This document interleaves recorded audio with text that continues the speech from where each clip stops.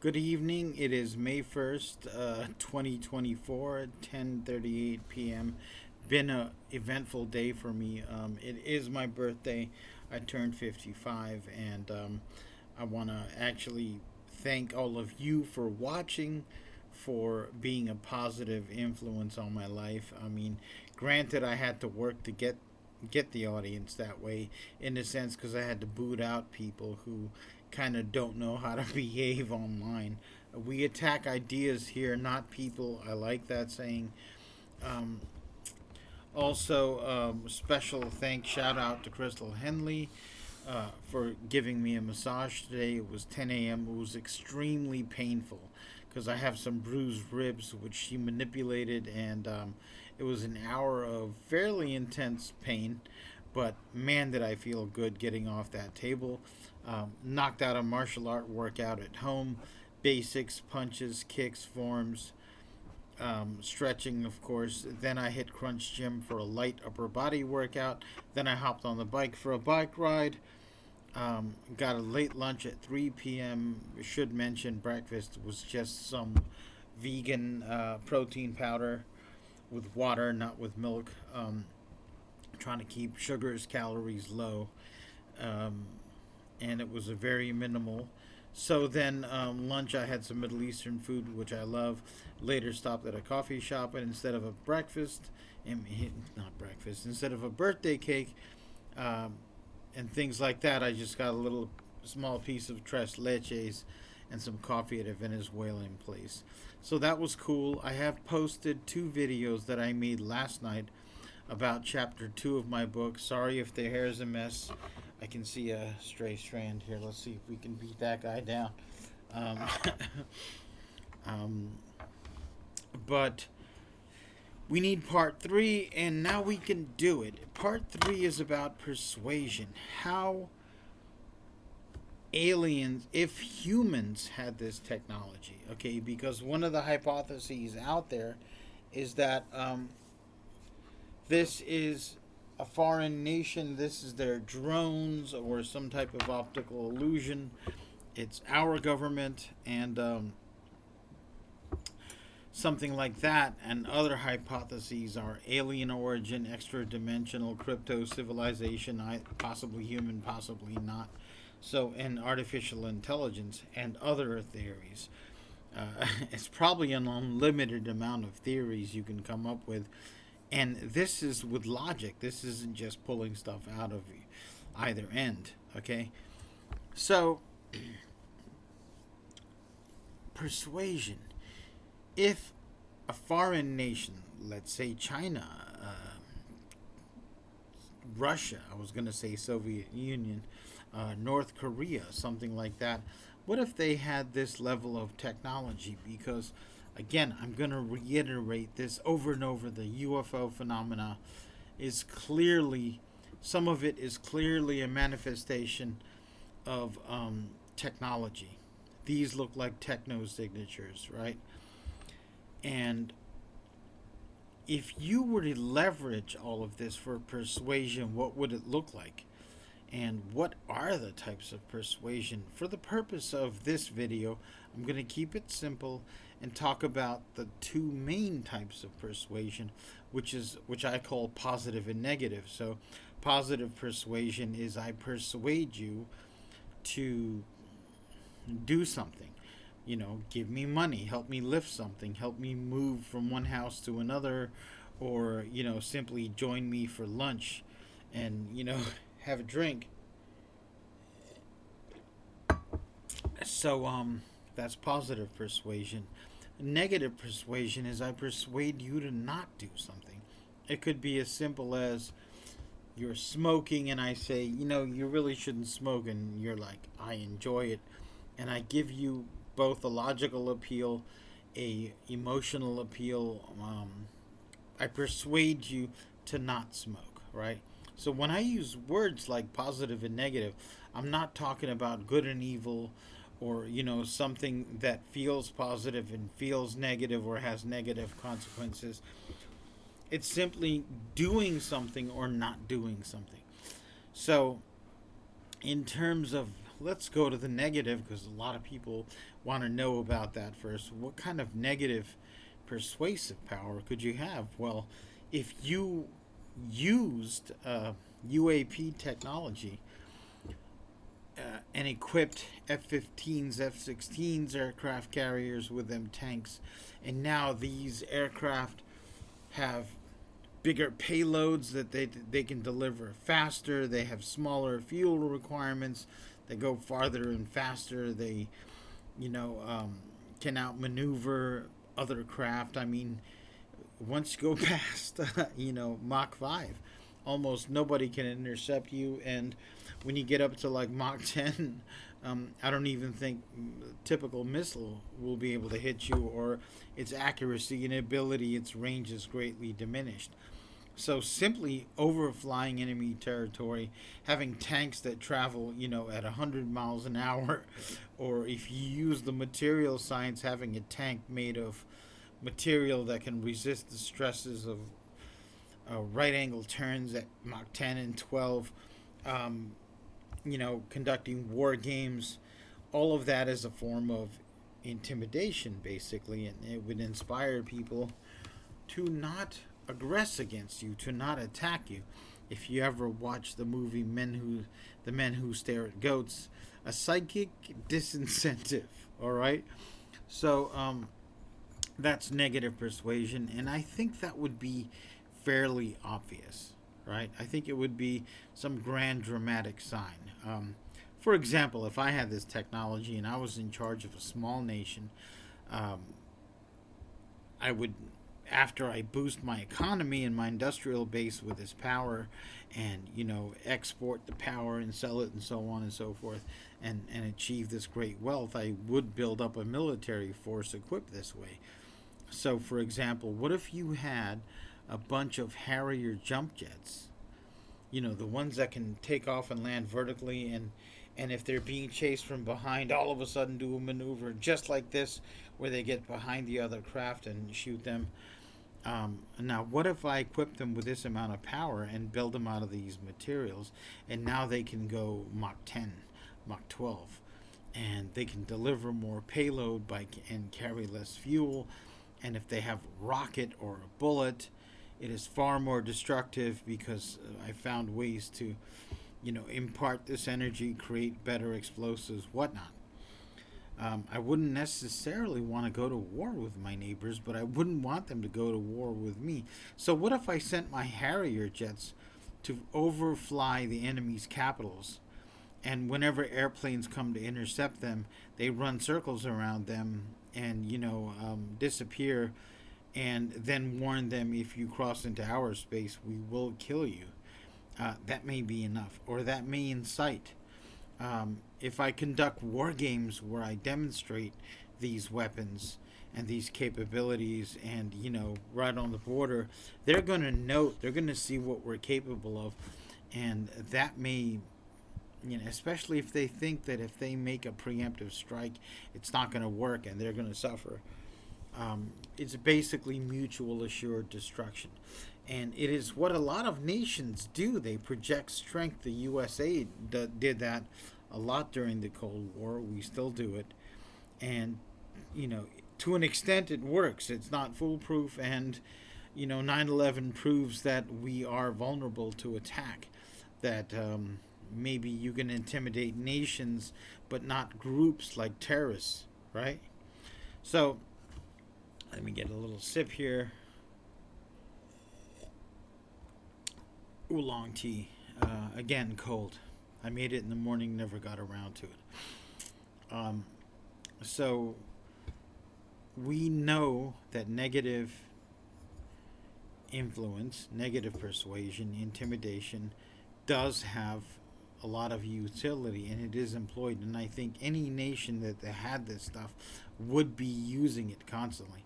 If we have this type of UFO technology and we can make it and replicate it, post 9/11, the war on terror would not have gone on for as long as it did. It would have been more like, to borrow a popular culture example, more like Dr. Manhattan in Vietnam, where the Kong were submitting to him personally, almost as a god, right? But we have not done that. and no other country has. And again, this points towards this is not necessarily a known phenomena, or subject to the rules of human behavior, or at least, if not rules, tendencies. Now, let's talk about positive persuasion, which I think could be more subtle, but I compare it to, I'm walking down the street, I like to dress casual. So this town is filled with beautiful women, college girls and older women and professional medical professionals. They're all over the place. And Columbia, Missouri does have, I think there's some particularly large amounts of attractive women, right? So if I just walked up like right now, shorts and a tank top and it basically workout gear, if I walked up to random women and said, "Hey, how you doing? You seem real cool. I'd like to hang out with you. Would you like to join me for dinner or something?" And I don't know how effective that will be. I think if I approached 1,000 women or 2,000 women, the law of averages says some of them would respond, and maybe they wouldn't be my first choice or something. Now imagine this: I put on a three-piece suit, but I don't like ties. But I tend to omit the tie, um, and I kind of always disliked ties in Catholic school and in the military uniforms. But a nice blazer, a nice shoes, and I pull up in a limousine with a chauffeur. I step out and I have, you know, um, maybe a valet, well dressed valet, male or female. I think in this situation, female would be better. And I talk to these women. I think I am far more likely to get a yes, even if the words are the same, the voice tone is the same. First of all, I'd be more confident. They would be more receptive. I'm showing a lot of status signals and things like that. And displaying power and wealth. Displaying that you have aircraft like this, that you have a powerful military with, you know, unmatched material science and energy and, propulsion, shows wealth, shows status. And then if I was to use that in my nation to improve our industry, and we can make anything better, faster, stronger, in greater numbers, you know that generates a lot of wealth and prestige. And then I don't necessarily have to go out and recruit the best people to come work for me. They would come to my country. The United States is incredibly wealthy, and not necessarily because we have a better form of government or culture or anything like that. I said in my other video, we have managed to exploit the crap out of an entire hemisphere of the planet that for thousands of years, while the rest of the planet was being used up, mined, deforested, was basically pristine, except for a few places where there was a little bit of mining in Mesoamerica and the Andean region. I mean, there was no strip mining. There was no mass farming. There was no steel plow. Uh, the native philosophies often respected sort of careful harvesting of the local resources, the trees, the animals, and that was to their credit. But once the Europeans colonized this planet, it was like a lot of wealth. The Spanish, for example, extracted so much silver, in particular, and gold from their conquests in the New World that they destabilized their own economy, right? And that money was used to fund military forces, Spanish Armada. Later, the British had their colonies, and also in Africa, they were exploiting. You could say raping, the Americas in Africa, and just basically throwing out the indigenous people or killing them, or the history of colonialism is real, and I think it's relevant in terms of what could happen if we encounter a species with greater technology and capacity than ourselves. It hasn't worked out well for the weaker party in our past, right? But so if your nation has all this wealth and status and resources and ability and strength, um, simply doing something might provoke imitation, right?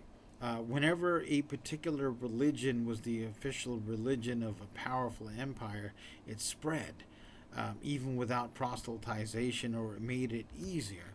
When the Ottoman Empire and the Abbasid Empire, were prominent, I am pretty sure there were outsiders that equated, okay, well, maybe it's their religion or their God or their approach to God that made them great, and people converted often without being prompted, right? They might even immigrate to those lands to take advantage of the wealth and sort of accumulate to the culture. Certainly happened in the colonies with Europe and Christianity, and it certainly happened in the Khazarian Khaganate, a group of Turkic people in Russia who I think were more shamanist and had also Christians and Muslims amongst them and around them. And the Khan said, I'll become Jewish. And so, because the king became Jewish, everyone became Jewish.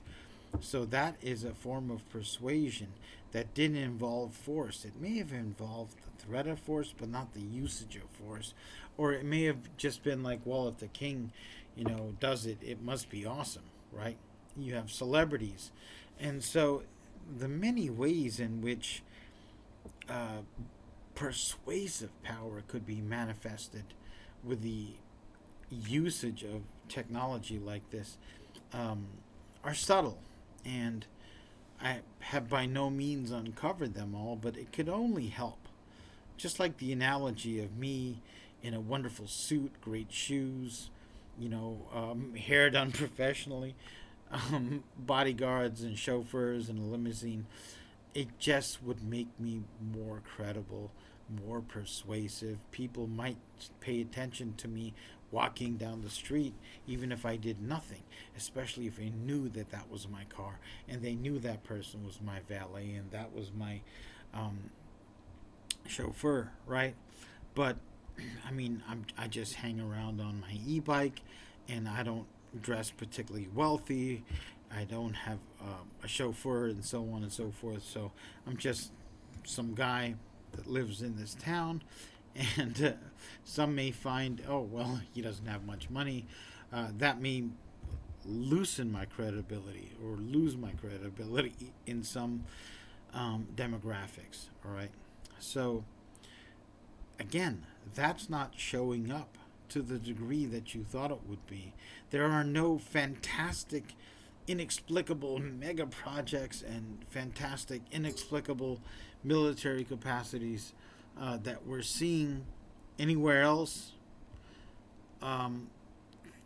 that we would expect to see if human beings had access to this technology. So, again, assuming that it's a techno signature, it's probably not something coming from humans. And I needed to establish this case in chapter 2 and really drive it home because it's going to be crucial later in the book when I talk about, what are the hypotheses, where are they from, what should we do, right? These are key questions, and that is why we had to talk about what are UFOs and UAPs not doing. I mean, all of this points towards that whatever this is, it could easily invade and dominate the entire planet and the solar system. And it's not happening, right? And they could easily flood the planet with positive and negative persuasive signals, and it would be more compelling. It would almost be as if ancient gods had come down and displayed miracles, and people were like, I bow down to you, I worship you, I follow you. That hasn't happened. I mean, there's a stereotype of a UFO cult where people are waiting for their cosmic messiahs to come down and fix things, right? That isn't happening either.